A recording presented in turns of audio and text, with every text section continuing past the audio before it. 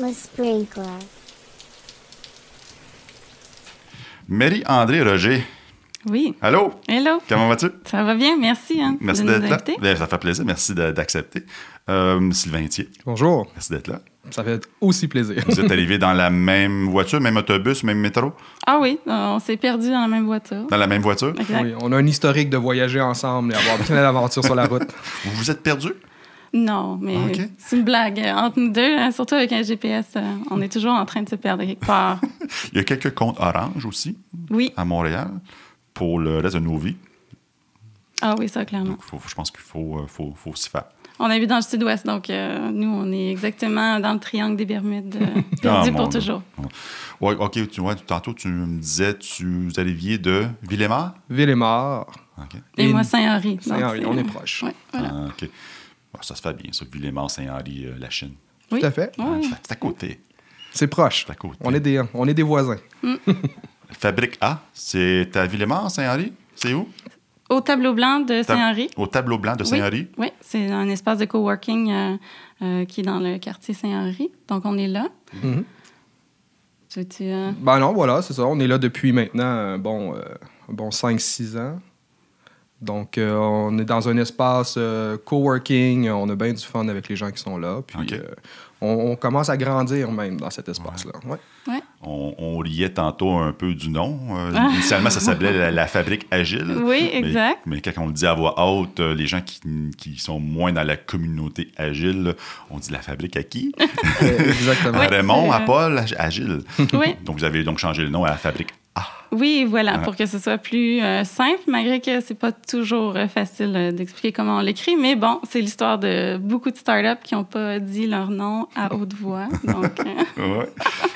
Est-ce que c'est là que j'avais fait la formation marketing Oui. agile? Oui. C'est Ah, exactement. ok, c'est le lean exactement ça. marketing. Le lean oui. marketing, On désolé, a fait un jeu sérieux, donc pour, dans le fond, aider à comprendre un petit peu mieux comment un funnel marketing peut fonctionner avec, dans le fond, des aspects plus lean. OK. OK? Donc, de lean startup, aussi des enseignements que Gary Vaynerchuk, si tu Ok. connais. Oui, oui, oui. Donc on a intégré plusieurs concepts dans un jeu sérieux. Là. OK. Ça nous a pris... on l'a fait vraiment selon les principes du Lean Startup. Oui. Donc, on a commencé à vendre le produit, en fait, avant même qu'il soit même hors des prototypes. OK. Donc c'est ça, on a fait énormément d'itérations.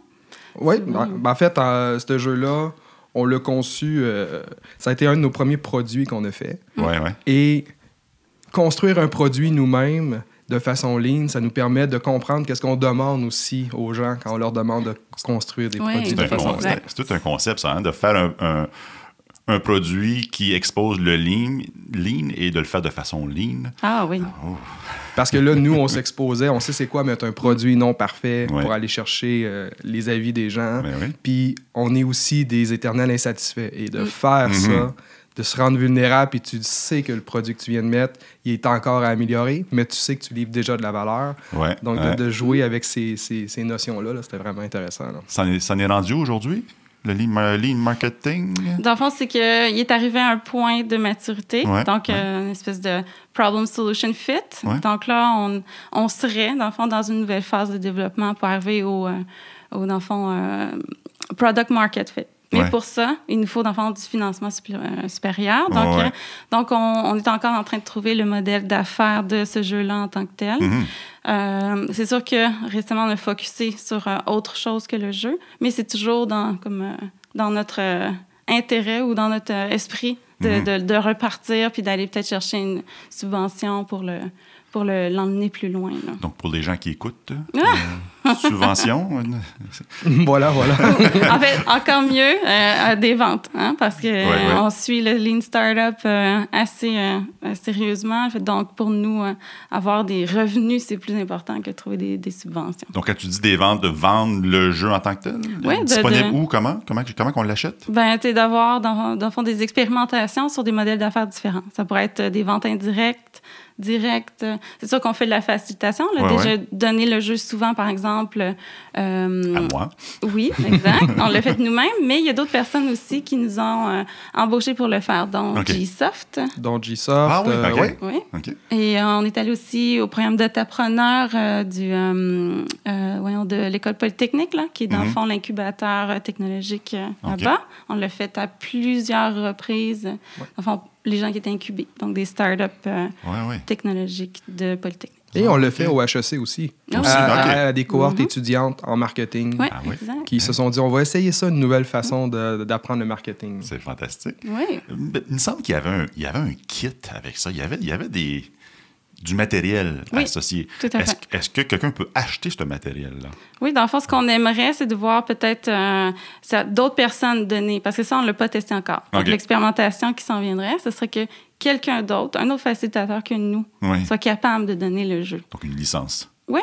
Une licence, une compréhension. C'est ça. Qui serait capable, effectivement, de le faire. En fait, il y a deux stratégies. C'est en innovation ouverte. C'est disponible et on invite même les gens à s'approprier le Canva. Puis à le transformer. De le transformer, peut-être pas juste pour le marketing. Puis on a des gens qui nous ont dit ça. Ah, je vois ce modèle-là pour le recrutement. Oui, c'est vrai. Et on encourage ça aussi. Là. Ah, super. À haut niveau, juste pour faire un résumé vite, de Lean Marketing, c'est quoi?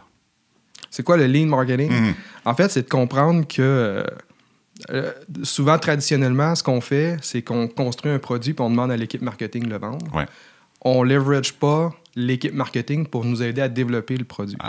Et donc, c'est de comprendre comment on peut utiliser le marketing comme une force d'apprentissage, aller chercher les données terrain. Donc, les inclure plus tôt dans le processus. Oui, tout à fait. Oui, OK.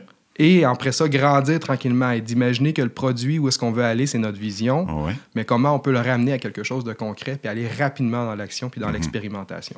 Et donc, c'est un peu la philosophie derrière le jeu. Donc, ça, c'est vraiment sur les bases de l'empirisme et, dans le fond, des équipes cross-functional d'agilité. Okay? Le plan marketing traditionnel, il est cascade. C'est horrible, en fait. Donc, c'est ça. C'est de dire que non seulement les équipes doivent être cross-functional dans les équipes de développement logiciel ou de produits, mais il devrait y avoir des membres de l'équipe marketing, même de vente dans une équipe agile. Donc, c'est ça, en fait, notre point. Puis l'aspect Lean, c'est vraiment basé du Lean Startup, c'est-à-dire qu'on trouve le MVP, le Minimum Viable Product, le plus vite possible. Selon moi, mon interprétation d'un MVP, c'est un vecteur de croissance. C'est de dire, c'est pas le produit qui va rester pour toujours. OK, il va évoluer. Mais au moins, on le sait que là, on a trouvé notre source. Okay? Comme si on était à la recherche de pétrole, puis que là, dans le fond, on cherchait notre source, puis là, on vient de la trouver. Donc, pour moi, c'est ça. C'est un vecteur de croissance. Puis un MVP, ça sert à ça. Et le jeu nous aide à le trouver, ce MVP-là, de penser que notre produit va se transformer, puis quelles itérations il faut faire avec nos clients pour co-créer le produit. OK. Oui, OK, c'est fantastique. MVP, c'est un autre de ces fameux termes qui était adopté et dont la définition a changé beaucoup. Pour vous, le minimum requis pour un MVP, Minimal Viable Product, ça serait quoi? Ben, c'est une excellente question, mais c'est un produit qui donne de la valeur assez rapidement, en fait. Et dans notre définition, c'est un produit qui n'a pas besoin d'être construit. Oui, exact. On parle... Là, vous me faites plaisir. Parce qu'on le galvaude beaucoup, le MVP. Aujourd'hui, quand on le voit dans les entreprises, c'est toujours de la manière de la première version d'un produit. On mélange MVP avec Minimal Marketable Feature Set. Oui, exact. Et ça, c'est une erreur. Parce que, dans le fond, l'exemple le plus, comment je vais dire, intéressant, je trouve, dans le marché aujourd'hui, c'est l'histoire de Netflix, qui a pris le MVP à la lettre. Qu'est-ce qu'ils ont fait? Est-ce que tu te souviens, Eric, c'est quoi le premier produit de Netflix? Je me souviens qu'ils shippaient les DVD par la poste. Exact. Il n'y avait rien d'autre avant ça? Non. Peut-être qu'ils criaient, les films. MVP, ça peut être ça. Oh yeah, oh yeah! Oui, qu'ils criaient, les films. Dans le fond, il savait. Reed Hastings, le CEO, savait déjà d'avance que c'était pas ce qu'il voulait à long terme. Il y avait une idée, en fait, du entertainment everywhere, sur toutes les devices. Donc, pour lui, le DVD, c'était pas son produit. Okay? Le DVD n'était pas l'objectif. Non. L'objectif était de amener du entertainment à la maison des gens. Ouais. C'est ça. Every time, pas juste à la maison, en fait. Oh, OK. Donc, son inspiration vient parce qu'il habitait en Californie puis qu'il faisait vraiment beaucoup de voyagements pour son travail. Okay. Donc, dans le train, il se disait, il me semble que j'aimerais ça écouter un film. Puis c'est pas possible. Ah, okay. On parle de 1997. Right? OK, je suis encore primaire. OK. Il faut se ramener à l'époque, qu'est-ce qui se passait, là. Et donc... La première chose qu'il a fait, c'est de dire, OK, comment je peux commencer à quelque part pour aller valider vraiment qu'il y a que les gens ont ce problème-là. Ouais. Et donc, c'est ça l'essence d'un MVP comme vecteur de croissance. Parce que c'est la même clientèle en 1997 qu'aujourd'hui. Même si le produit et l'offre a changé drastiquement. Okay. Mais son DVD, ça a été, en fait, le MVP de Netflix. Ouais. Le DVD a permis de bootstrapper, OK? Donc, de s'autofinancer, de bâtir sur ses revenus pour aller dans une stratégie beaucoup plus grande. Donc, et d'abandonner le plus vite possible le MVP parce que c'est pas ce qu'il voulait. Et de créer une entreprise d'une certaine valeur dans le but de le vendre à Blockbuster. Oui, vous savez, hein? Oui, mais Blockbuster et Blockbuster a dit... Oui. Voilà. Ce qui est ironique aujourd'hui. Aujourd'hui, Blockbuster voyait son compétiteur plus comme étant Walmart que Netflix. Blockbuster, c'était plus du retail. Oui, tout à fait. Et en fait, Blockbuster n'est pas du retail. Blockbuster, c'était Netflix. C'est une version différente. Oui, des fois, on ne regardait pas le bon compétiteur dans ce cas-ci. Puis si je ne me trompe pas, je pense que Reed Hastings avait été voir Blockbuster pour collaborer. Puis on rit carrément dans la face. Oui, c'est trop drôle. Mais des exemples comme ça, il y en a plusieurs. J'aime souvent dire qu'un MVP, ça peut être une rumeur. Oh, OK, intéressant. Le minimum requis pour récolter du data dans le but de pivoter. Ah, exact. Ah oui, j'adore ça. Est-ce que j'ai le droit de te le voler? Je peux le réutiliser? Absolument. Ça vient pas de moi, de toute façon. Déjà. Ça vient d'Eric Rice. Une rumeur? Ah oui. Bon, j'ai lu pourtant le livre 2 fois. J'ai pas remarqué celle-là. Elle est vraiment belle. Je me souviens pas si c'était dans le livre ou dans une de ses conférences. Ah, peut-être. Dans les conférences ou sur une plateforme X, des fois, on se permet d'aller au-delà des concepts, des concepts du livre. Et puis, c'est la partie qui m'a le plus dû me chercher. Ah non, mais c'est une façon, en même temps, de rétablir la définition d'un MVP. Oui, parce que c'est clairement pas la première version d'un logiciel. Pas nécessairement. Ça peut, mais ça peut ne pas l'être aussi. En fait, c'est ce que tu veux aller chercher le plus vite, c'est de savoir si tu as de l'attraction. Savoir si ça vaut la peine, puis la rumeur fonctionne pour ça. Parce que si tu commences à parler de quelque chose et les gens « Ah, c'est quoi ça? J'en ai déjà entendu parler. » Voilà, tu l'as déjà, ta attraction, tu as une curiosité que tu es allé chercher. En fait, c'est une technique qui était comprise il y a longtemps en politique. Oui. Les fuites, c'est pas vraiment des fuites. Il lance une fuite et puis il regarde la réaction des médias, de la population. Et là, il décide on va aller de l'avant ou pas sur une nouvelle loi quelconque. Intéressant, des MVP en politique. En fait... Notre gouvernement devrait s'inspirer de ça pour peut-être voir comment les gens pourraient réagir avant de faire certaines lois. C'est sans entrer dans les détails. Oui, j'avoue, avec les réformes à l'immigration et autres, ça a fait tout un remous. Ben voilà, et pourtant, il aurait pu rapidement aller voir, parce que ça a été assez unanime comme réaction. Ouais. Donc, je pense que l'écoute de ce fameux ministre n'est pas très élevée. Ben... J'ai lu quelque chose, puis j'ai trouvé ça intéressant. Quand le ministre a décidé de changer le logo est revenu, beaucoup sur les réseaux, on disait le gouvernement a reculé. OK. Et là, certaines personnes ont dit pourquoi qu'on dit qu'il recule versus dire il a appris, il a écouté à ce moment-là. Il s'est dit OK. Mettre ça négatif. Oui, c'est facilement spinable vers on vous a écouté. Nous sommes un gouvernement à l'écoute de vos préoccupations et on va de l'avant, on s'ajuste. Oui, c'est un bon point. Des fois, c'est juste une façon de dire les choses, puis ça me donne la même chose dans nos équipes. Des fois, la façon dont on dit notre message, ça ne percole pas de la même façon. On n'arrête pas de parler de feedback, comment c'est important de passer le message, d'écouter. Intéressant. Je vous avais promis que En fait, je lui ai dit que ça se pouvait qu'on bifurque. La preuve. La preuve, c'est on a déjà commencé en bifurquant. On pensait pas de parler de lean marketing ce matin, mais ça a popé dans mon cerveau soudainement. Ben oui. Donc, c'est pour cette raison-là. C'est nos premiers amours, en fait. Ben oui, j'ai un attachement très, très, très grand avec ce jeu-là. Très émotionnel. Très émotionnel. Puis on s'est rencontrés là. As-tu été à la formation? Là, je pense que oui, mais c'est Sylvain qui était le facilitateur, donc j'étais plus en observation, en fait. J'étais allé avec Céline Raguette. Oui, c'est vrai. Et Laetitia... J'ai oublié son nom de famille. Merde. Désolé, Laetitia. Désolé. Toutefois, on voulait quand même parler de la session que vous donnez à l'Agile Tour. Bien sûr. Le 28 novembre, autour de 13h quelque chose, 13h15. Je l'ai mis tantôt à l'écran. Ici. En après-midi, ça, c'est sûr. En après-midi. Je peux trouver ma souris. 13h45. Un atelier de 2 heures. C'est un atelier en plus. C'est un atelier. Oui. On travaille beaucoup par atelier. Hein. On croit beaucoup qu'il faut mettre les gens en pratique pour qu'ils apprennent. Donc, alors, pendant le podcast, on va faire appel à l'imagination des gens. Il va peut-être y avoir quelques images. Rien ne vaut plus qu'un atelier pour le mettre en action. Oui. On passe à travers, à la fin de la description de que veut dire les design sprints, on passe à travers votre session. À quoi va ressembler votre session? Parce que déjà, le nom de notre session, c'est l'utilisation du design sprint comme outil d'innovation. Oui. Donc, voilà. Et puis, on va le vivre. On va créer une image. Donc, les gens rentrent dans la salle, on s'assoit, et puis on a quoi devant les yeux, ainsi de suite.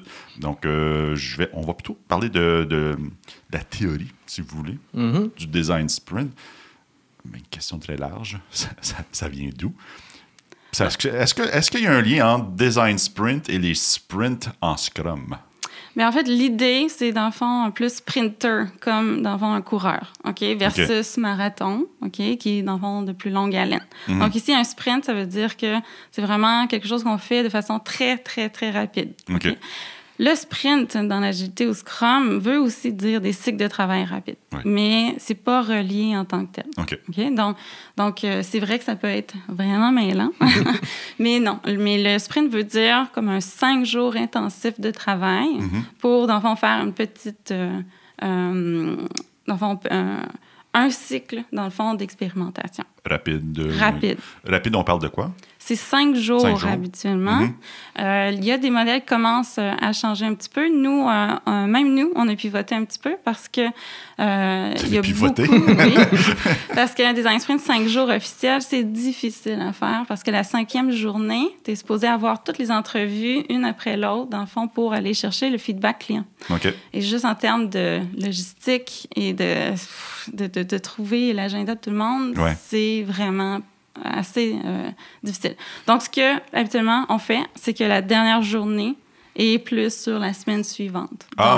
Mais toutes les activités sont les mêmes. C'est le même volume d'efforts. C'est simplement qu'il est un peu plus dispersé sur une semaine. Et donc, on a l'opportunité d'aller chercher des gens qui sont... pas disponibles ce vendredi-là à 10 h le matin. Donc, d'avoir une meilleure qualité. Exactement. En gros, c'est d'assurer la qualité des gens qui vont tester le prototype plus que la quantité puis la disponibilité. Oui. Souvent, c'est ce qui arrivait, en fait. Les gens disaient « je vais prendre quelqu'un à l'interne, un ami. » Non. Non, c'est ça. Le feedback, il doit être pris sur ton persona, le bon. Donc, aucun lien entre Scrum, des sprints en Scrum et les design sprints. Important de le dire, parce que moi, la première fois que j'ai vu design sprint, je croyais que c'était une activité qui était un add-on, un plugin à Scrum. En fait, ça peut être perçu comme ça. Oui. En fait, en quelque sorte, c'en est un. C'est très utile. Mais c'est pas un ajout au Scrum Guide. Ça n'a rien à voir avec ça. Pas officiel pour l'instant, du moins, mais j'ai déjà commencé à entendre des gens qui voient le design sprint comme, mettons, si tu fais un sprint de 4 semaines. Première semaine, tu fais un design sprint, puis dans les 3 semaines suivantes, tu peux l'exécuter, par exemple. Exécuter avec les données que tu es allé chercher. Donc, je pense que les gens essaient de voir comment ça peut s'intégrer vraiment dans un... intéressant. Oui, puis si vous voulez faire bad tripper Ken Schwaber, faites ça, allez-y. lui, évidemment, je ne dis pas qu'il ne croit pas, mais c'est sûr que Scrum, on démarre le développement logiciel jour 1, point final. Il n'y a même pas de lift-off, il n'y a pas de sprint 0, il n'y a pas de période d'inception. Évidemment, Scrum ne dit pas qu'il ne faut pas le faire, mais bon, ne dit pas qu'on doit le faire non plus. Donc, le design sprint, il y a ça aussi. En fait, tu posais la question d'où ça vient. OK? Puis ça va peut-être répondre un petit peu aux questions. C'est que Google Venture voulait avoir une manière d'évaluer les startups et la technologie et les équipes qui venaient, dans le fond, pitcher à Google Venture. Et il n'y avait aucune corrélation entre le plan d'affaires, le business model Canva, le profil de l'équipe et le succès à moyen terme d'un achat, d'une acquisition d'une startup par Google Venture. Ah, OK. Et donc, ici, en fait, ce qui est intéressant... Je vais juste arrêter 2 minutes. Parce que moi, dans ma tête, Design Sprint, c'est pour designer des applications. Exact. Donc, mais à la source, c'était pas pour ça du tout. Fait, non. C'était pour mieux intégrer des acquisitions faites par Google. Pas intégrer. Évaluer. Mieux les évaluer. Forecasting, pour être capable d'imaginer le potentiel. OK. Je suis flabbergasté complètement. OK. En fait, le design sprint a été inventé par l'équipe dont Jake Knapp, qui était dans le fond, je pense, chef UX ou quelque chose comme ça, pour comme moyen d'évaluer de façon empirique une startup sur leurs produits, sur leurs procédés et sur, dans le fond, leurs équipes.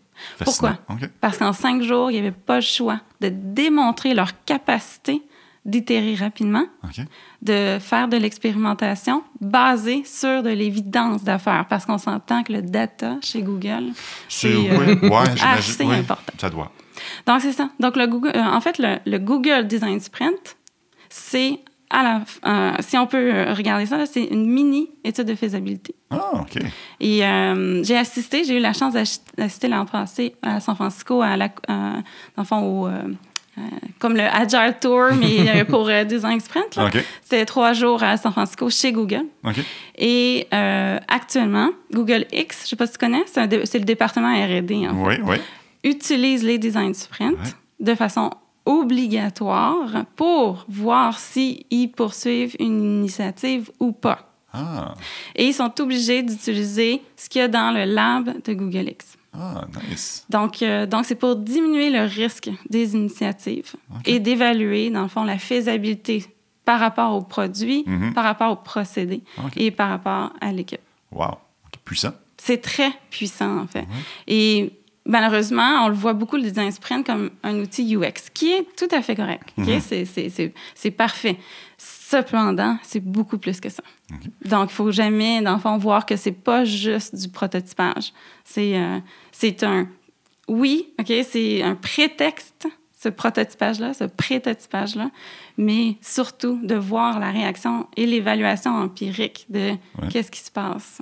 Et les inspirations du design sprint, c'est basé sur le design thinking. Basé sur le design thinking. Design thinking, c'est beaucoup plus un état d'esprit. Oui, c'est un mindset à avoir. Un mindset à avoir. Et le design sprint s'en est inspiré. Le mindset du design thinking. En fait, c'est qu'il intègre littéralement le design thinking avec toute la convergence, divergence, etc. Ça, le procédé est là, à l'intérieur.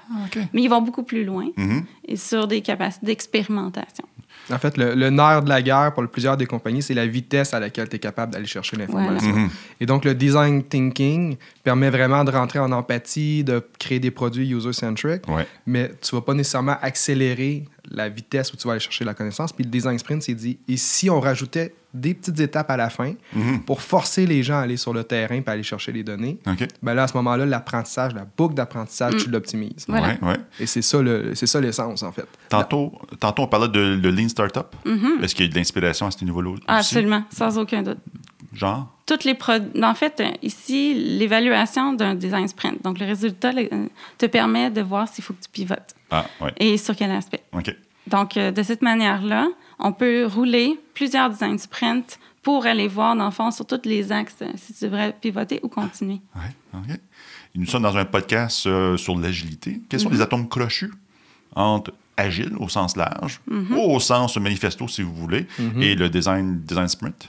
Bien, en fait, il intègre les 4 principes du manifeste. Là. C'est, individu, interaction. C'est ça, oui, parce que dans le fond, c'est 5 jours intensifs d'activités de facilitation, donc des workshops, donc c'est en présence, et on limite toujours les débordements, donc divergence, convergence, divergence, convergence.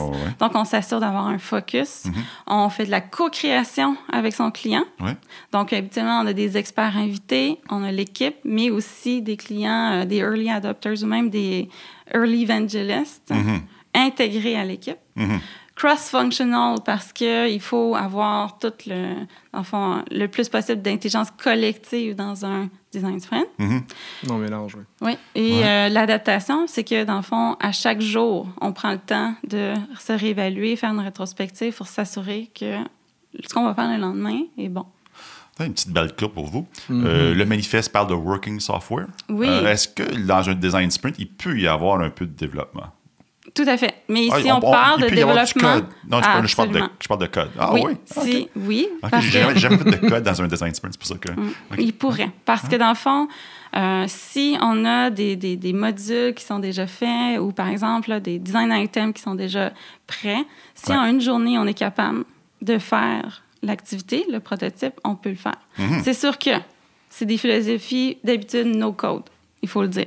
Okay? Parce que tout le monde, si on veut que tout le monde puisse participer, s'il y a du code, j'ai le sentiment qu'on élimine certains individus. Mais c'est de fait de façon collaborative. Ouais. Donc, le développeur va travailler en collaboration avec le reste de l'équipe dans la 4e journée. Mais la règle absolue, c'est d'être capable de faire le prototype dans une journée. Si le code est déjà prêt, puis qu'on est capable, dans le fond, de juste prendre, par exemple, d'orchestrer des API ensemble pour faire un petit peu de fonctionnalité, je l'encourage parce que, dans le fond, ça nous met tout de suite dans l'action. Donc, le design, si on... Vas-y. Juste avant, en fait, c'est que le défi, c'est que souvent, quand les gens commencent à coder, ça devient plus difficile à jeter. Oui. Et donc, c'est une philosophie. Oui. Si le codeur a cette maturité ou cette compréhension de je code just good enough pour aller chercher l'information, ça fonctionne bien. Ouais. Alors qu'un écran sur papier ou quelque chose de juste de non fonctionnel, c'est clair qu'on va le jeter. Donc, c'est plus facile. Fait qu'on peut l'intégrer, mais ça demande une certaine maturité, je vais dire. Si on prévoit faire du code, à un certain moment donné, c'est de mettre la règle dès le départ, d'utiliser une approche Spike à la XP. En fait, c'est exactement ça. C'est la promesse que le code qu'on fait, on doit le jeter. On ne le jette jamais, là, mais bon. Mais ça dépend aussi de la nature du projet ou du prototype. En marketing numérique, on s'entend que c'est plus facile de faire des petites affaires sur WordPress, par exemple. Oui, OK, oui. Donc, bien sûr, si c'est du back-end puis quelque chose qui est vraiment compliqué, ben on le fera pas. Faisons un petit pas de recul. Design Sprint, une activité quand même assez intense. Ah non, c'est très intense. Ça se veut intense. En théorie, 5 jours, ça peut dépasser un petit peu. Ce que j'ai vu, il y a des gens qui font en moins de jours aussi, parce qu'ils n'ont pas le budget pour le faire. Ça doit être un investissement, mais c'est un autre sujet. Et puis, le but est de mettre en lumière les différentes possibilités sur le produit qu'on veut construire. Bien, en fait, c'est sûr, il faut avoir un risque. OK? Donc, peu importe quel risque à mitiger. Donc, à la base, c'est le règlement initial. Si c'est un risque produit, marché, parfait, mais ça pourrait être un risque équipe. Ça pourrait être un risque, enfin, n'importe quel technologique. Ça pourrait être n'importe quel type de risque. Un design sprint, il faut qu'il y ait un risque important. Sinon, l'investissement, comme tu viens de dire, de dire 7 personnes, des experts, toute l'organisation, 5 jours de travail, c'est lourd. Fait que si c'est quelque chose qui n'est pas risqué, ben ça ne vaut pas la peine d'investir dans un design sprint. Un exemple de risque que vous aviez défini dans vos expériences, ça ressemblait à quoi? Sans pouvoir vraiment divulguer tout, mais... Non, c'est à haut niveau. Exact. À la Banque nationale, nous avons identifié une fuite d'informations. C'est une blague en passant, c'est pas vrai, là. Surtout dans les banques, récemment. Oui. Depuis le 20 juin, oui.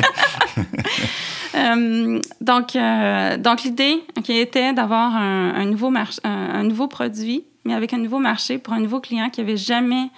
été abordé dans cette compagnie-là. Et l'idée, c'était qu'il fallait que l'usager final soit d'accord de partager son data. Sinon, rien n'allait fonctionner. Donc, le premier design sprint a été focusé que là-dessus. On est allé vraiment faire, déterminer quel type de data on avait besoin dans l'idée de l'application.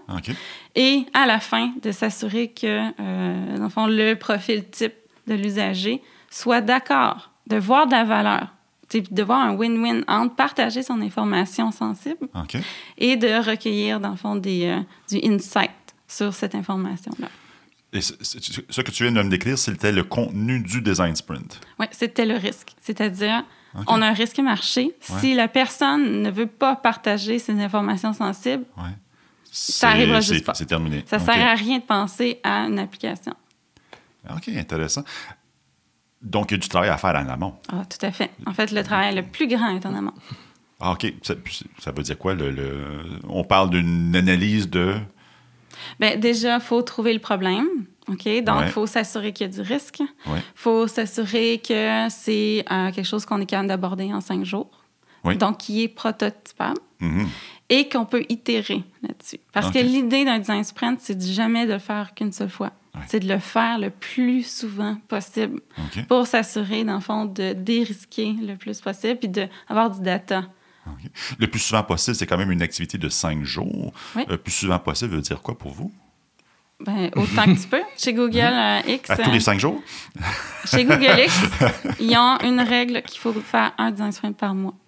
OK. Fait que 5 jours par mois dédiés à refaire le design sprint ou à retravailler, le faire évoluer. Faire un design sprint sur une problématique à aborder. OK. Il faut que tu regardes ta capacité, en fait. Puis, c'est comme la génération de contenu, souvent, les gens vont dire tu devrais publier du contenu le plus souvent possible pour garder un rythme. Si tu es capable de sortir un blog par jour, tu en sors un. Si tu es capable d'en sortir 15 par semaine, tu en sors 15 par semaine. Tout dépendant des choses, mais tu essaies d'aller le plus rapidement possible pour sortir ton contenu. C'est le même esprit. En fait, on n'arrête pas de le dire en agilité. Le plus court, le boucle d'apprentissage, le mieux. Et c'est ça l'idée derrière. Oui, absolument, absolument. Qui devrait être là? Donc, habituellement, c'est très difficile. J'aime, elle commence habituellement. Déjà, on sait qu'elle se donne une flexibilité. C'est pas toujours... C'est plutôt difficile. T'es consultante, hein? Donc ça dépend. Exact, ça dépend. Moi, je l'utilise souvent. En fait, on pourra en reparler de ça. On se voit plus ou moins comme consultant, plus comme facilitateur. Puis on fait quand même des distinctions importantes sur ça. Comme moi, je me vois plus comme coach que consultant. Voilà. Oui, on dirait consultant, c'est comme... Consultant, c'est une connotation « j'ai la réponse ». Oui, exactement. Et je n'ai pas la réponse. Tandis que j'ai plus de questions que de réponses. Oui, donc vous êtes coach aussi. Ah ben voilà. Voilà. Il faudrait trouver un diminutif coach, consultant, facilitateur. Vous pouvez m'appeler Eric. Voilà, c'est Eric. Okay. C'est quoi la question? Qui devrait participer à un design sprint? Donc, un design sprint, c'est difficile de le faire à l'interne à 100%. Parce que, habituellement, un facilitateur externe ou une personne externe va avoir du recul, qui va être capable, dans le fond, de ne pas intégrer un biais, OK? Parce que tu as de l'expérience, tu as un attachement à ton idée, etc. Donc, ma première recommandation, c'est que d'habitude, c'est mieux d'avoir quelqu'un qui est externe. Externe, dans le sens, ça pourrait être un autre département, OK? Mais qui n'est pas dans l'équipe qui a dans le fond, à mitiger le risque.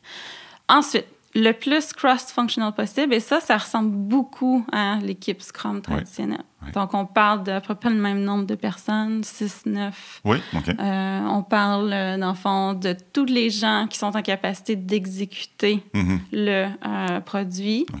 Et, bien entendu, toujours avoir dans l'esprit qu'il faut l'intelligence collective la meilleure en tout temps. Donc, comment on fait ça?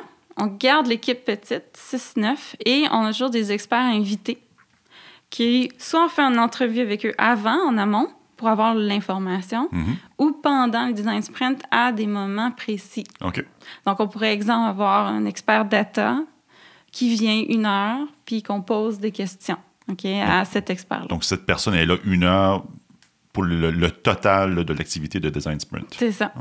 Donc, ce que ça fait, c'est que oui, il y a 6-9 personnes, mais il y a toujours 5, 6, voire jusqu'à 10 personnes importantes, parties prenantes avec lesquelles on interagit beaucoup. Ensuite, le défi, c'est de trouver au minimum 5 personnes qui vont faire une entrevue où, dans le fond, on va faire passer le prototype. Donc, qui est la dernière étape, la validation. du feedback client. Le feedback client. On passe à travers les 5 étapes en détail tantôt pour être sûr qu'on est clair là-dessus. Et là, pourquoi 5? C'est parce que c'est quand même assez connu que... Pourquoi 5 étapes? C'est pourquoi 5 personnes qu'on va aller voir pour aller valider. C'est que normalement, si tu as bien identifié ton persona, puis tu parles à la bonne personne, 5 personnes vont te donner 80% du data que tu as besoin. Après, ça commence à se répéter. Donc, des fois, on parle à des gens, combien est-ce qu'il faut que j'aille voir 100 personnes, 1000 personnes? Non.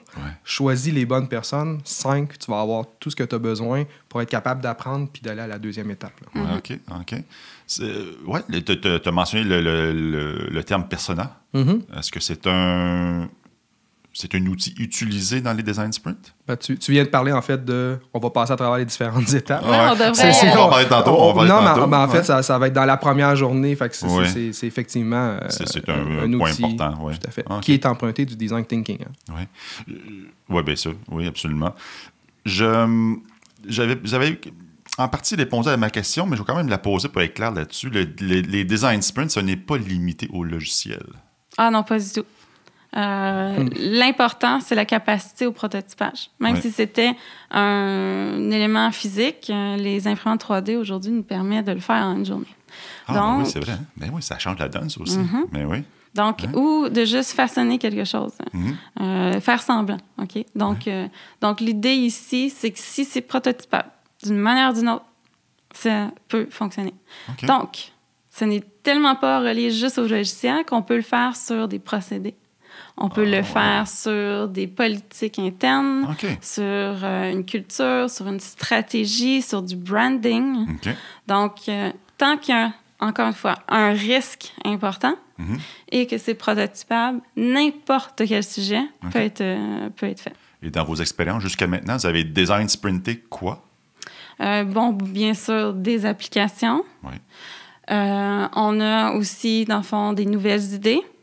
Et aussi, dans le fond, littéralement des modèles d'affaires pour des startups. OK. Wow. L'idée derrière, c'est que souvent, on va dire le produit n'est pas le produit, le modèle d'affaires est le produit. Donc, des fois, les gens veulent faire le design sprint spécifiquement sur leur produit, mais on dit oui, OK, mais il faut que tu ailles plus large que ça, et donc même ta capacité d'équipe, etc. Je vais faire un petit pas arrière aussi. Le profil d'individu que vous avez eu dans vos design sprints pour le développement de produits. OK. Ça pouvait être quoi? Des programmeurs? Oui. Programmeurs, surtout des designers. En fait, n'importe qui va mettre la main à la pâte pour le prototype. Peu importe. Si c'était en imprimante 3D, ben, il faudrait quelqu'un qui fait de la conception 3D. Mais dans le fond, habituellement, c'est au minimum un développeur. Ensuite, un designer UI, UX. Idéalement, le PO, le Product Owner. J'ai pas de PO, là, je suis pas en Scrum, moi. OK. Donc, le directeur de produit ou une personne dans le fond, en charge produit. Idéalement, quelqu'un en marketing.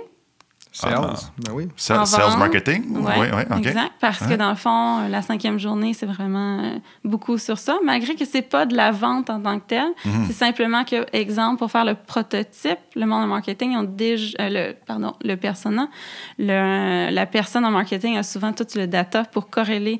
C'est notre hypothèse de c'est qui notre persona. La personne peut dire oui, non. Ou regarde, quand on regarde statistiquement, c'est plus ça, etc. Donc, ensuite, tout dépendant des stratégies, ben là, on a des gens qui sont plus en charge là, de canal marketing, peut-être, ou marketing numérique, ou spécialiste AdWords, spécialiste communauté, gestion de contenu. Donc finalement, les bonnes personnes. Oui, tout à fait. Ça se résume à ça. J'avais même quelqu'un en gestion de changement. Voilà, on allait dire la même chose. Oui, en gestion de changement, très important. Ça. On les sous-estime, sous-utilise tellement, je trouve. Ressources humaines? Si c'était pour un procédé ou une nouvelle politique d'entreprise, ça serait très pertinent. J'ai ressources humaines en tête ces jours-ci, parce qu'on a donné une formation cette semaine pour agiliser les ressources humaines. Ah oui, ça, c'est un bon défi. Oui, c'est en fait, même en recrutement, moi, je ne l'ai pas fait, mais j'ai déjà vu des design sprints sur les politiques de recrutement. C'était vraiment intéressant parce qu'ils ont prototypé des entrevues. Si jamais il y a des références là-dessus. Oui, en fait, si je on me les mettra trompe dans pas, la description. C'est dans le site de Google. Le site de Google, je le mettrai en référence dans la description. Je trouvais que c'était un twist vraiment intéressant sur quelque chose qui n'est pas du tout technologique, en fait. Avant de parler des 5 étapes, je suis trop curieux, je trouve ça rigolo. Il y a un Sprint Master. Oui. Déjà Scrum Master, j'ai trouvé le terme rigolo. Oui. Master, c'est prétentieux. Mais qu'est-ce que fait un Sprint Master? Donc, habituellement, le Sprint Master, il est là pour décider des contenus. Donc, c'est lui qui, dans le fond... Décider des contenus? Oui, du contenu pendant le design sprint. OK? Donc, le Sprint Master peut dire, par exemple, là, il y a un blocage, on va changer l'après-midi pour faire un liberating structure sur telle problématique parce que l'équipe est bloquée. OK, donc il va décider d'activités de facilitation pour aider l'équipe. Donc, c'est la personne, un peu comme le PO, OK, du design sprint.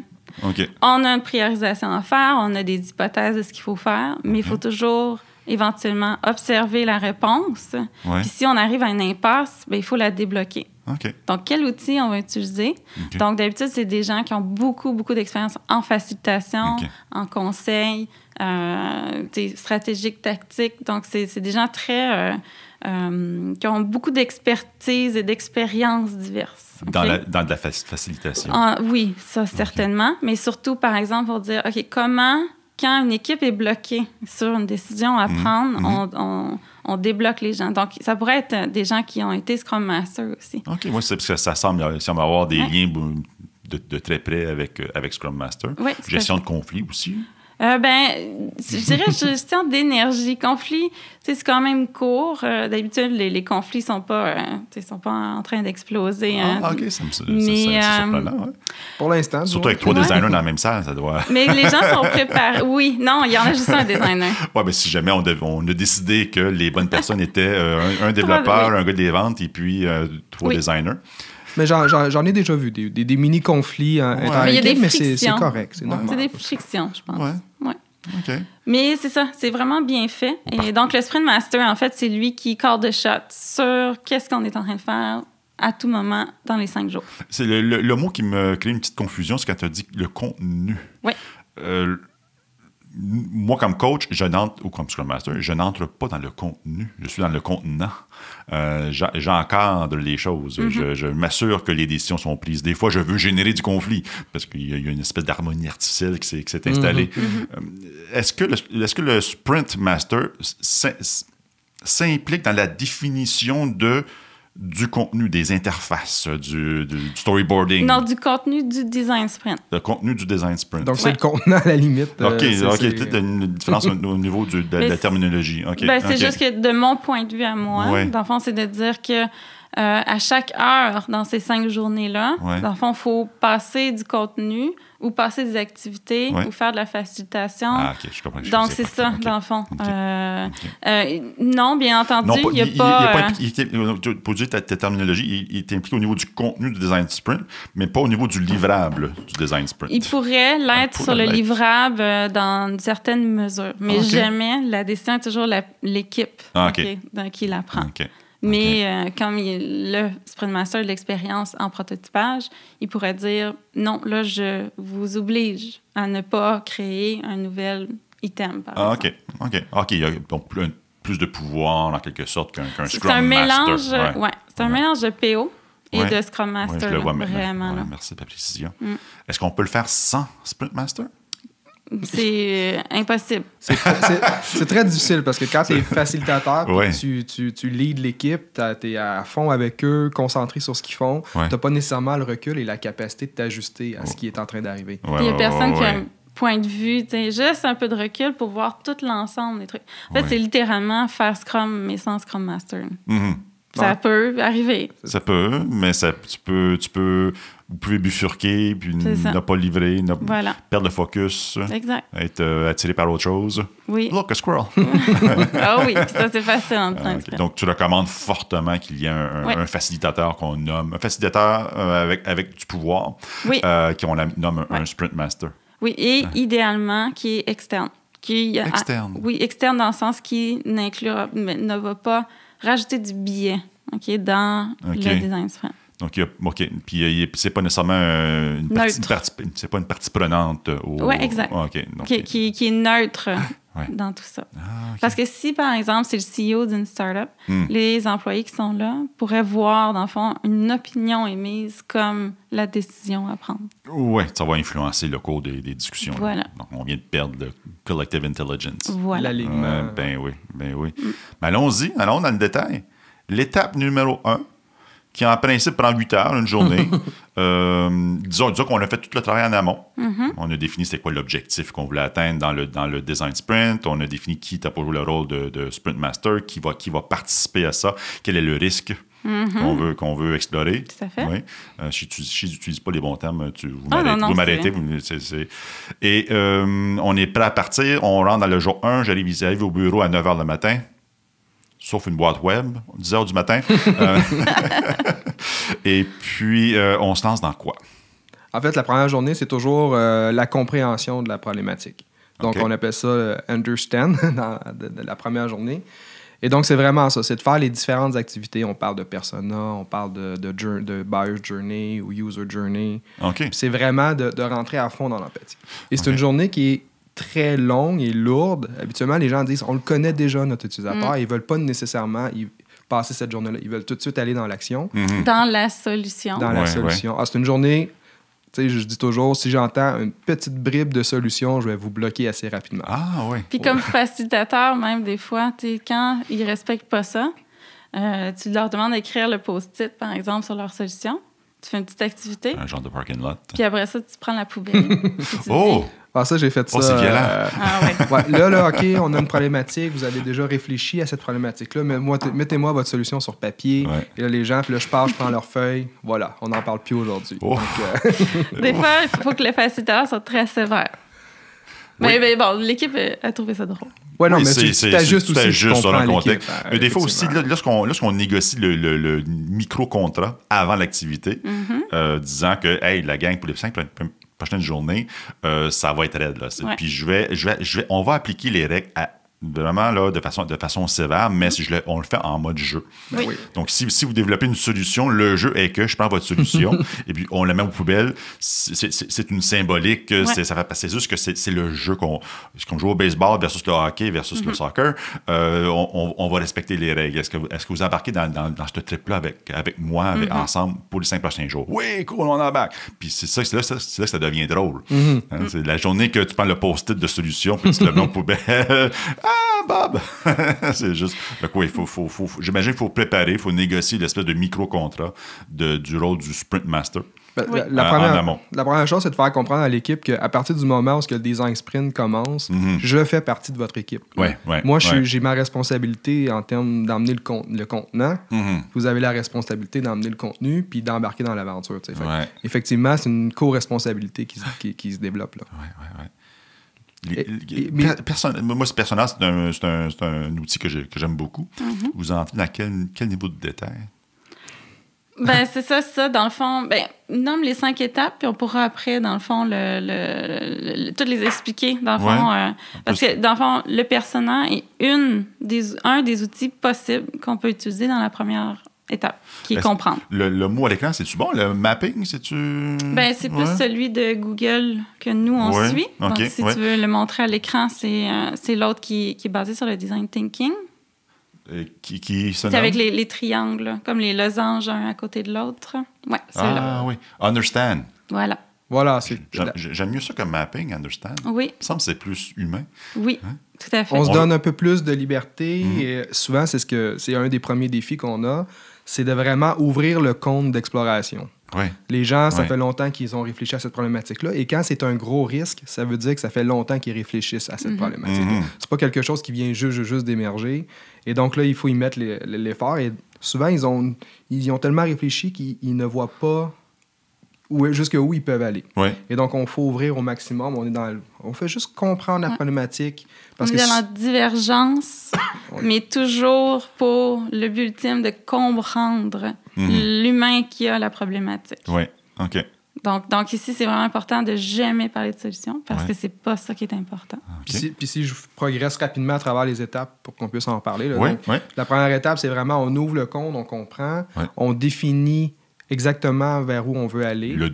Jour 2, c'est ce qu'on fait? Jour 2, donc c'est la phase numéro 2. Donc, on rentre un peu plus en convergence. Est-ce que c'est la phase 2 ou le jour 2, c'est la même chose? Bien, il y a 6 phases qui peuvent être entre 3 et 5 jours. OK.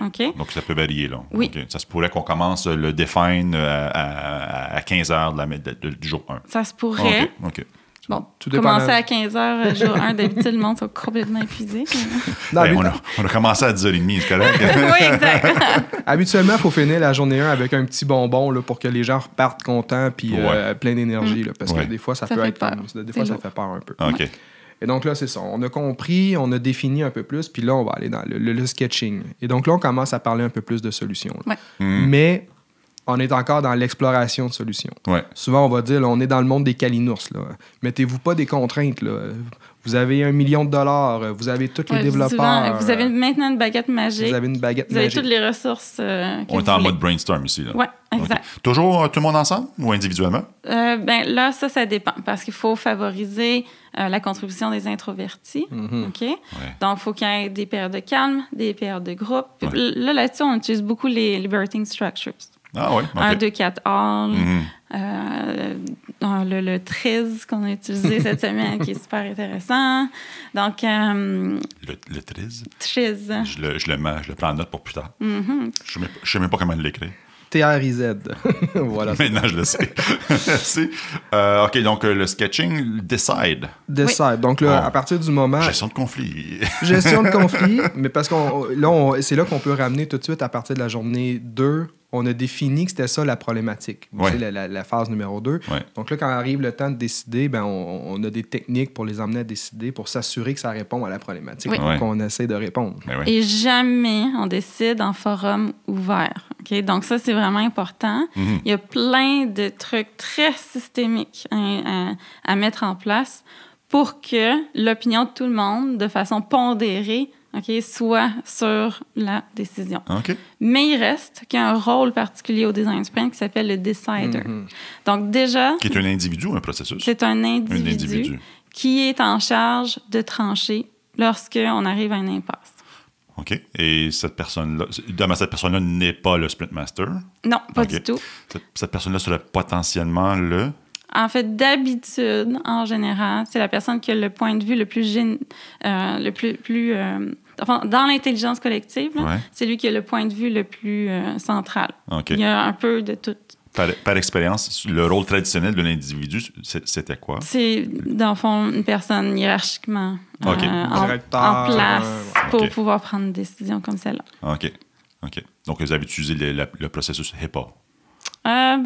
Pas nécessairement. OK, vous connaissez les pots. Oui, bien sûr. Highest paid person opinion. Mais... En fait, c'est on essaye le moins possible d'en arriver là, en fait. Il y a plein de petites techniques pour éviter ça. Mais comme c'est un processus intense de 5 jours, puis il faut absolument avancer, il arrive un moment où s'il y a une impasse, mais ça prend quelqu'un qui tranche. Et donc, même si on essaie de l'éviter, puis je pense que c'est vraiment rarement arrivé qu'on a eu besoin. J'ai utilisé, je pense, 2 fois en plusieurs, peut-être une quinzaine de designs. OK. C'est plus l'exception que la règle. Exactement. Puis on le dit au préalable, parce que si jamais ça arrive, on ne veut pas soudainement dire « Ah, ben là, c'est toi qui va décider ». Fait qu'on informe l'équipe que si jamais ça arrive, c'est toujours... Quand on est bien préparé, on accepte mieux ce qui va se passer. Et donc, c'est vraiment un peu politique à ce moment-là. Je suis curieux d'en savoir plus sur le design. Je suis curieux d'être a fly on the wall au moment du design, parce que c'est intense. Ben oui, mais ça fait déjà 3 phases que tu es rendu là. Fait que la décision n'est jamais basée... Parce que si tu as fait ton travail comme Sprint Master, à ce moment-là, les opinions sont plus très importantes. C'est des faits. C'est les faits. OK? Donc, toutes les activités te permettent de toujours trouver l'évidence.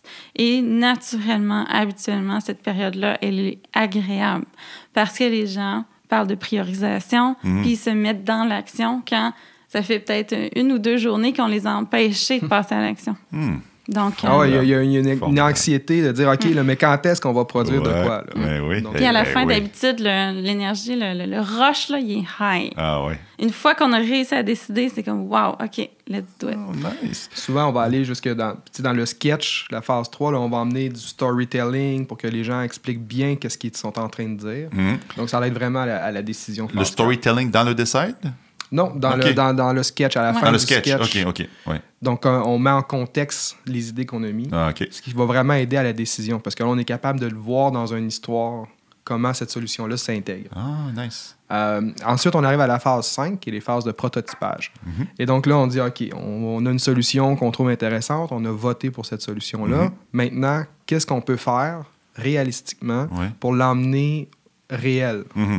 Dans les mains, pour que, dans le fond, il soit dans les mains de la personne qui... De l'utilisateur. C'est ça. Ouais.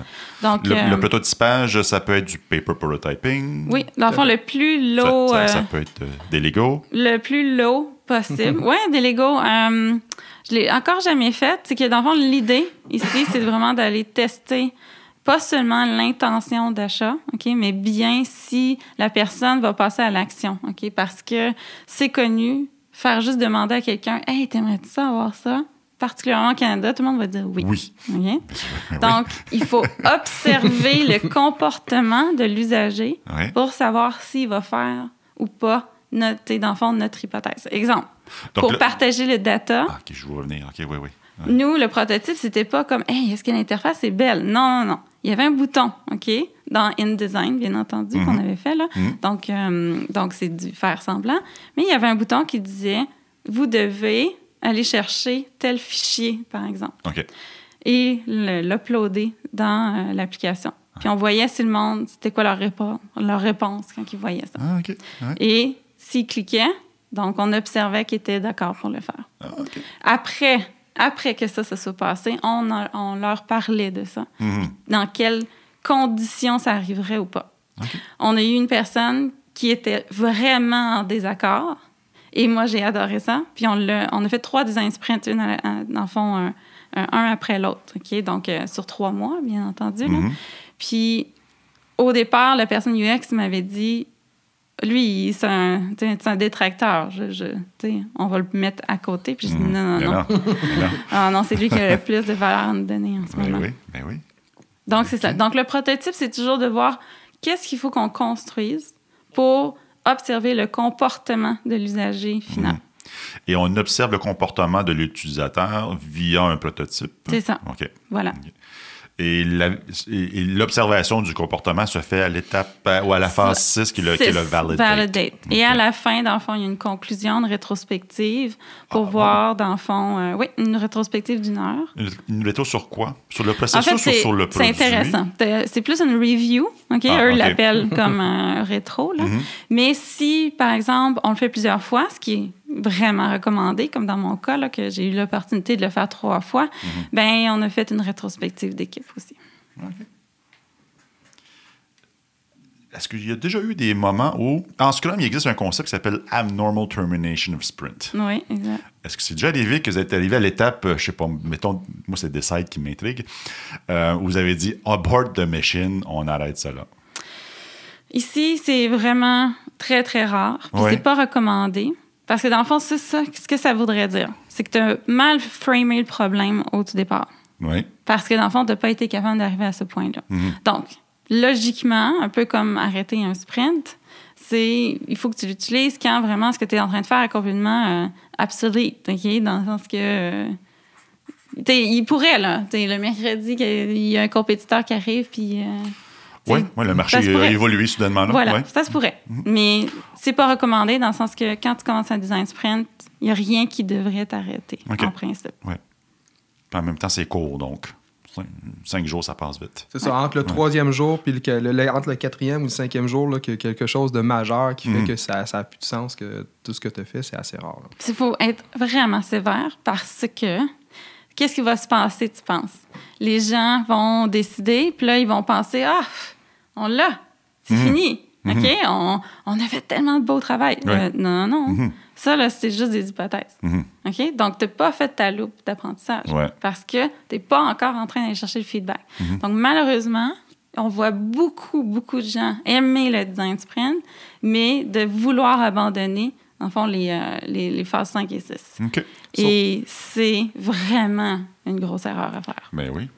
Puis en fait, même, je dirais que la phase 6, on essaie d'aller... Il y a plusieurs équipes qui vont essayer d'y aller pour la quantité de données. Puis ils vont faire ça de façon informelle. Ils vont mettre ils vont mettre un prototype sur Internet, puis ils vont aller voir les données que ça a générées, versus de faire l'effort de vraiment aller parler à des gens et d'aller dans le qualitatif. Et oui, et de se mettre en posture d'empathie avec l'usager. OK.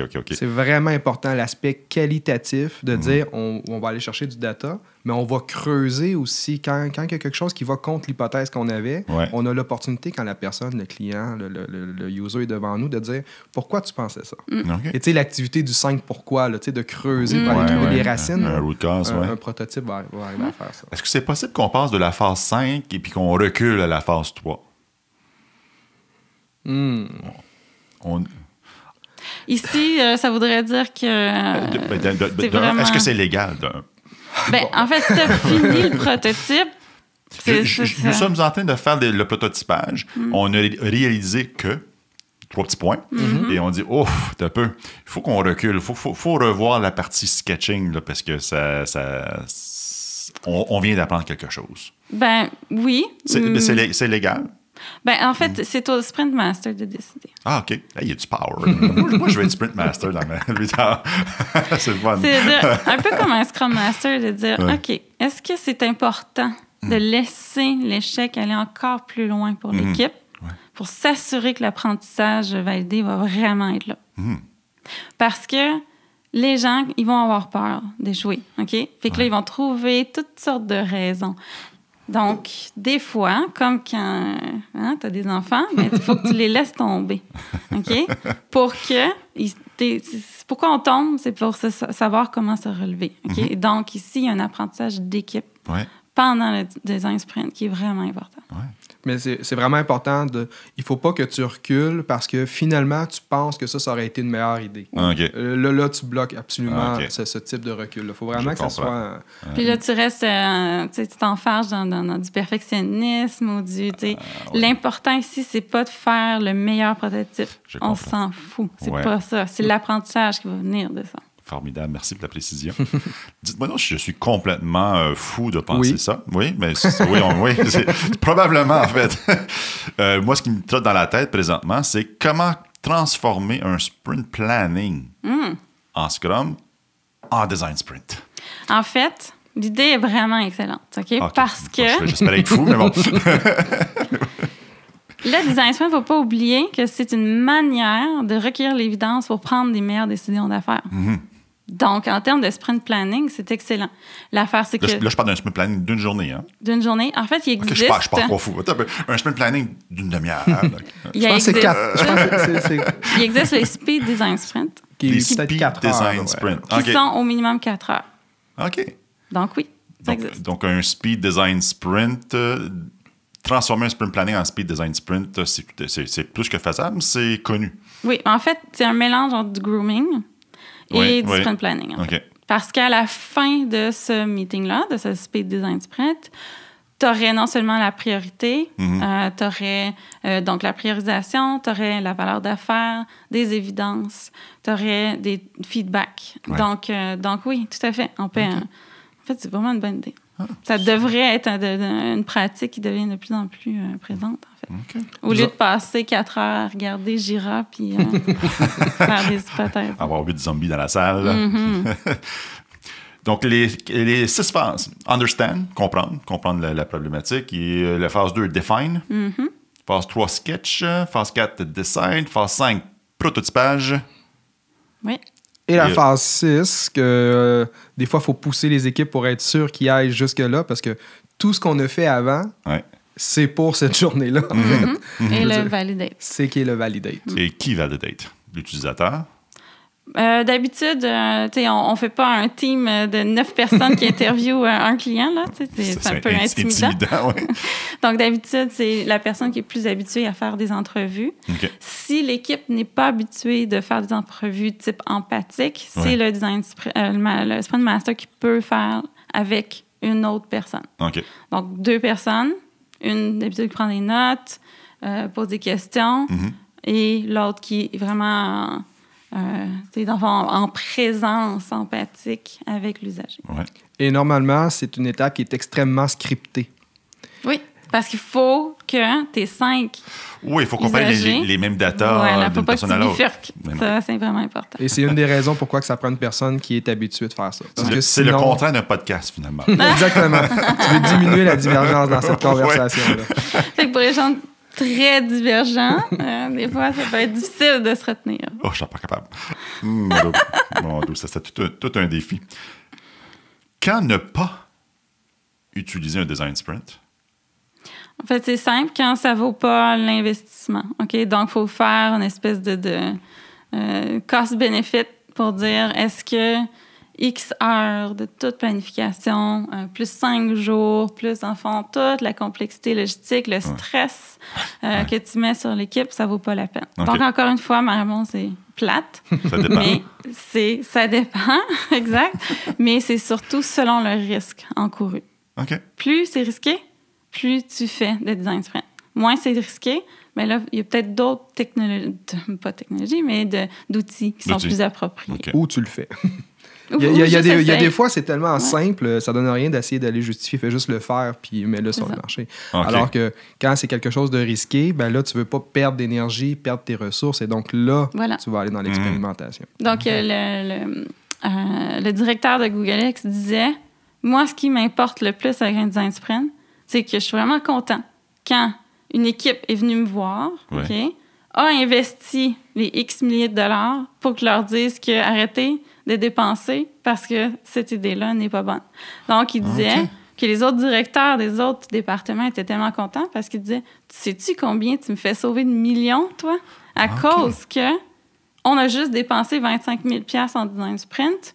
J'ai pas pris le budget de 2 millions que j'avais pour faire ce projet-là. » OK, donc le output de design sprint peut être on a trouvé l'interface, le produit parfait pour répondre aux besoins des clients. Ça peut être on arrête. Il n'y a pas de solution, il n'y a pas... le timing, des fois, c'est le timing. Puis moi, je dis, c'est pas une opportunité qui est assez importante pour que ça nous tente de la prendre. Oui. Et les autres outcomes d'un design sprint? Bien, ça peut être, par exemple, dans le cas d'un startup, pour un modèle d'affaires. Ouais. Ils font, exemple, leur business model Canva, beaucoup d'assumptions dans chacune des cases. Ouais. Bien, à la fin d'un design sprint, ils vont avoir de l'évidence terrain que chacune des cases ou certaines des cases, les assumptions sont vraiment les bonnes. Donc, c'est des pivots, en fait, que tu fais. Et ça, c'est vraiment Lean Startup. Une des images que j'aimais beaucoup, c'est se dire, quand tu as une hypothèse à faire, tu demandes à la personne, OK, ce que tu viens de me dire comme hypothèse, tu serais prêt à gager quoi là-dessus? Est-ce que tu vas gager comme une bière dans un bar ou tu es prêt à mettre ton fonds de retraite? si tu es prêt à mettre ton fonds de retraite, on fera peut-être pas un design sprint. Ça veut dire que tu es assez sûr de ton coût. Ouais. Mais si tu es, non, je suis peut-être plus ou moins... Des fois, juste de mettre l'image pour confronter la personne à la puissance de son hypothèse. Ça génère la bonne réflection à avoir. La bonne réflexion derrière, En fait, à la fin, il y a une décision quelconque d'affaires à prendre. Donc, on pourrait l'évaluer comme un go-no-go, littéralement. Ouais. Donc, au lieu de faire un pitch, il ne faut pas oublier, Google Venture n'avait pas de corrélation entre les pitchs, entre les plans d'affaires des startups qui se présentaient. C'est la même idée. C'est comme une mini-étude de faisabilité. Donc, le outcome, c'est est-ce qu'on y va ou on y va pas? Oui. On a fait une boucle, finalement. Ouais. Donc, vous présentez ça à l'Agile Tour? Oui. 2 heures d'atelier. Oui. Quand je vais y aller, je vais vivre quoi? Donc, on l'a fait avec la conférence Les Affaires. On a eu, dans le fond, la chance de faire un atelier 3 heures cette fois-ci sur quelle conférence? Gestion de l'innovation. Ah oui, OK. C'était vraiment intéressant. Dans le fond, là, on va faire une période un peu plus courte. Donc, ce qu'on va présenter, c'est bien entendu le design sprint. Oui, mais les 6 phases. Les 6 phases. Donc, j'arrive un petit volet théorique pour commencer. Oui, absolument, parce que c'est plutôt rare que les gens aujourd'hui... C'est quand même, ça fait que 3-4 ans, en fait, que le design sprint existe vraiment. Donc, mais le livre est sorti en 2016, si je me souviens bien. Donc oui, puis ça faisait peut-être 1 an, 2 ans qu'il le faisait à Google, mais qu'il n'en parlait pas tant que ça. Fait que dans le fond, c'est très, très nouveau, là. Comme la conférence de l'an passé, c'était juste la 2e fois qu'il le faisait. Okay. Donc, on est rendu à la 3e édition. C'est très, très jeune, comme... je dirais pas que c'est une méthodologie. C'est un outil. C'est un cadre de travail. C'est ça. En fait, un framework plus que d'autres choses. Je suis vraiment d'accord. Donc, on va présenter le design sprint, les conditions gagnantes, un peu comme la discussion qu'on vient d'avoir. Et tout de suite après, on essaie de faire une espèce de cas réel avec Netflix. Avec Netflix? Oui. Okay. Donc, on fait un storytelling. Vous avez dû choisir Disney+, c'est plus... En fait, on parle de peut-être qu'il est dans l'histoire. Peut-être qu'il est dans l'histoire. Okay.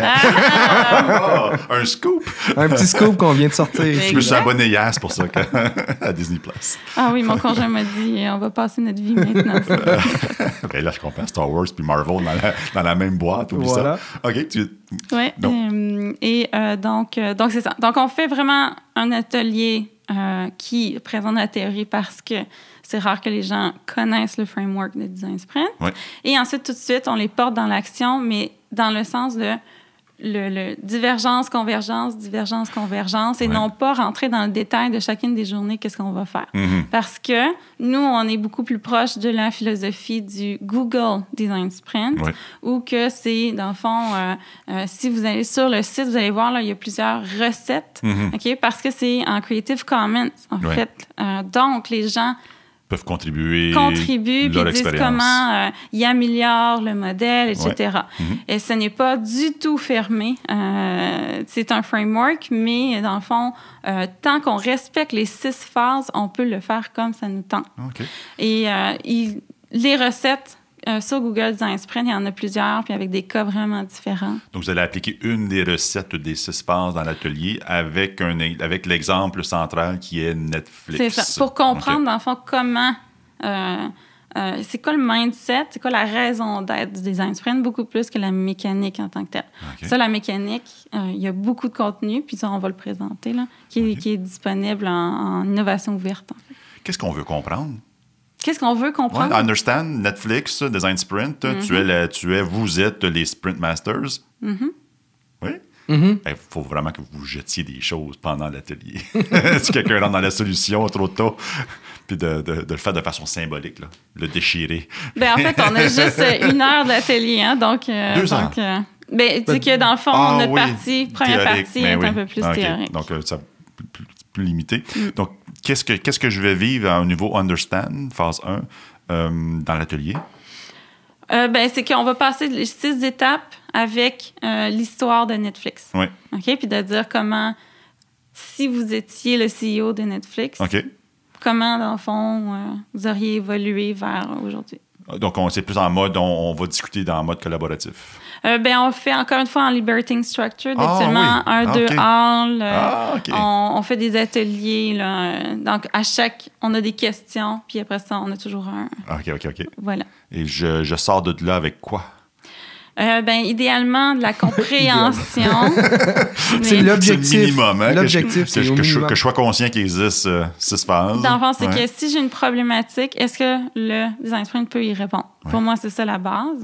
Souvent, les gens me parlent de ça à la fin de ce genre d'atelier pour dire « Wow, je comprenais vraiment pas comment faire en amont un projet en agilité. » L'étude de faisabilité, tout le début de projet. Malheureusement, Scrum ne répond pas à ça. Donc, non, par exprès. Oui, exact. Sauf que c'est insatisfaisant. Et le design sprint peut répondre à ça. Puis souvent, j'ai des yeux qui font comme « Hey, je viens vraiment de comprendre comment on peut faire ce qu'on faisait en cascade, mais de façon agile. » Et le design sprint est un des outils parfaits pour y arriver, selon moi. Oui. Tantôt, je parlais d'un rapid design sprint dans un sprint planning. Clairement, un design sprint lors d'un lift-off. Oui, exact. Là, je ne parle pas de kick-off, mais vraiment d'un lift-off au sens exact. Oui, tout à fait applicable. Ah oui. En fait, on le fait déjà, mais sans nécessairement respecter les 6 phases. On le fait plus par réflexe. Donc, c'est tout à fait applicable. En fait, le plus grand avantage du design sprint, c'est qu'il met une cohérence sur plusieurs façons de faire. Le Lean Startup, l'agilité, l'empirisme, l'expérimentation. Donc, tout ça mis ensemble. Quand on va à un atelier de design thinking, puis après ça, on va à un workshop sur des MVP, puis il n'y a pas de lien entre tout ça. Et donc là, on a, dans le fond, le fil conducteur pour tout utiliser ces méthodologies-là ensemble. Et c'est la beauté du design sprint. Donc, je vous encourage fortement d'assister à la session. Je rappelle, le 28, 13h45 à 15h45, salle 512 E. Sortez votre petite application sur le téléphone. J'oublie c'est quoi le nom. Moi, il l'avait dans le courriel. J'ai tellement pas encore lu. Parce que je soupçonne que ça va se remplir vite. Faites-vous une session ou deux? On en fait une. C'est une session. Ça va. On en a parlé un peu tantôt. Faire 2 sessions du même atelier, des fois, c'est assez difficile. C'est une formule qui a été adoptée cette année à Agiltour. Ah, OK. Oui, c'est un de mes collègues, Pascal, qui va faire le TDD avec du Lego. Il va faire une session de l'avant-midi en français, la même session de l'après-midi en anglais. Mais juste ça, je pense que c'est déjà mieux de le faire dans 2 langues. Ah oui, OK. Ben oui, ça règle le problème. Il y a Ellen aussi, son atelier. Je pense qu'elle donne 2 fois. Okay. Je pense qu'elle n'est pas dans ce cas. Elle, par contre, c'est 2 fois en anglais. Je pense. Je ne suis pas certain. C'est pour ça que en tout cas, il y a énormément de contenu cette année. Je ne sais pas ce qu'on va faire. Mais oui, on en a fait juste des gars. Ça, c'est fou. C'est fou. En espérant que je puisse assister à quelques-unes des sessions. Oui. Non, il y a le fear of missing out qui va avoir. Mais en même temps, ça fait partie de... Tu es obligé de choisir, tu es obligé de prioriser. Mais voilà. Oui. On peut pas tout faire. L'année prochaine, on fait un Agiltour de 3 jours, puis on va être rendu une convention. OK. What's next for you guys? Est-ce que le prochain produit, la prochaine initiative, la prochaine découverte? Vous m'avez fait découvrir le Lean Marketing. Là, vous allez faire découvrir le Design Sprint. Mon Dieu, un plan de mémoire. Next best thing, c'est quoi? C'est une bonne question parce que nous, à l'interne, on en fait des design sprints. On enseigne des design sprints, on en fait des speed design sprints pour réfléchir comment on peut aller plus loin parce qu'on ne s'attache pas, on ne veut pas être toujours associé au design sprint. Pour l'instant, c'est ça qui fonctionne. Vers où est-ce qu'on le développe, on va voir. Je pense que c'est pas encore... Mais en fait, c'est que là, on a une opportunité phénoménale. Je ne sais pas si tu savais, Eric, mais la Ville de Montréal a gagné un prix de 50 millions pour, dans le fond, le défi des villes intelligentes. OK, c'est pas courant. Et ça a été fait d'une manière phénoménale par le Bureau de l'innovation de la Ville de Montréal. Okay? Tout est fait en innovation ouverte et en collaboration et basé sur effectuer avec des startups, avec des compagnies qui sont déjà en train de faire des choses. Okay? Donc, ils ont 2 focus, la mobilité et l'alimentation plus dans le sens accessible. OK. Donc, exemple, en alimentation, actuellement à Montréal, il y a des zones qui sont desservies par des épiceries plus grandes ou plus abordables. Donc, des gens qui sont peu mobiles sont obligés d'aller au dépanneur du coin pour acheter leur épicerie. Ce que ça fait, c'est que, dans le fond, en plus, ces clientèles-là sont défavorisées, donc payent plus cher en plus pour s'alimenter. Donc, on veut... grâce, dans le fond, à ce prix-là, améliorer ce genre de choses. Et donc, nous, de notre faculté, de notre OBNL, la Fabrica, on va aider, en fait, grâce à entre autres des design sprints, de la facilitation, à ce que tous ces acteurs du changement, dans la mobilité, l'alimentation, bref, ville intelligente at large, donc, on va les aider à s'assurer d'avoir la bonne priorisation, d'avoir le bon focus et l'esprit collaboratif nécessaire à faire un projet comme celui-là. Ben c'est immense, ça. Ah oui, puis on est vraiment contents. Wow. Donc, ça va être des beaux défis qui vont avoir de l'impact social phénoménal dans la Ville de Montréal. Puis j'allais continuer en disant, notre prochain défi, puis c'est vraiment important pour nous, là, c'est d'arriver à mesurer l'impact de tout ce qu'on fait. Ben oui. Et donc, les design sprints, on sait qu'on a des outputs et des outcomes intéressants. C'est un peu, on en discute, etc. Mais comment on arrive à vraiment mieux le mesurer, mieux le chiffrer, ça, c'est un défi qu'on s'est donné à l'interne aussi, là, d'emmener ça un peu plus loin. Puis peut-être qu'un jour, pour atteindre ces objectifs-là, ça ne sera plus le design sprint, ça va être autre chose. Mais pour l'instant, nous, on est très flexible. On n'est pas attaché à une méthodologie, mais pour l'instant, On a l'impression, en tout cas, que c'est la méthodologie qui est la plus flexible, qu'on est capable d'adapter, à l'emmener. Mais tu sais, on commence à intégrer des liberating structures, on en parle beaucoup. Là. Ça commence à... Jesus y en a parlé un peu. C'est quelque chose qui va aider aussi qu'on incorpore. Le défi, je pense, de la communauté agile en 2020, c'est de dire comment on évalue la valeur d'affaires de façon empirique. Parce que là, c'est un construit, la valeur. C'est dépendant du projet, de l'équipe, de la stratégie de l'entreprise, de sa structure, à profit, non-profit, bancaire, etc. Mais vraiment, comment on va arriver à avoir des mesures empiriques pour prendre des meilleures décisions? Exact. Et donc, c'est ça qu'on va faire en 2020. Mais j'adore votre passion. C'est fantastique, c'est incroyable. Je suis privilégié de vous avoir avec moi dans notre studio. Et vice-versa. Merci vraiment, Éric. C'est une belle communauté, la communauté agile. Puis il y a tellement un partage, puis il y a tellement des nouvelles choses qui se font qu'il faut travailler ensemble pour ça. Là. Les gens qui veulent en savoir plus, on vous contacte comment? LinkedIn, c'est vraiment le plus facile. Oui. Ou sinon, on a dans notre site web www.fabriqueagile.com. Ah, c'est Fabrique Agile. Vous n'avez pas changé de nom de domaine encore. Non, oui, exact. On a encore le même. C'est Agile, encore. C'est qui, Gilles? Exact. Et voilà. Merci beaucoup. Merci, Rick. Un grand plaisir. Puis j'ai hâte de vous voir à l'Agile Tour. On va sûrement avoir une petite conversation là. On va avoir un kiosque. Venez nous voir. Super. Puis, on donne un atelier, mais on reste là comme participant. On est là pour apprendre aussi. Donc, on va... Super. Mais merci beaucoup. Et merci, Rick. Bonne journée. Merci, bye-bye. Salut.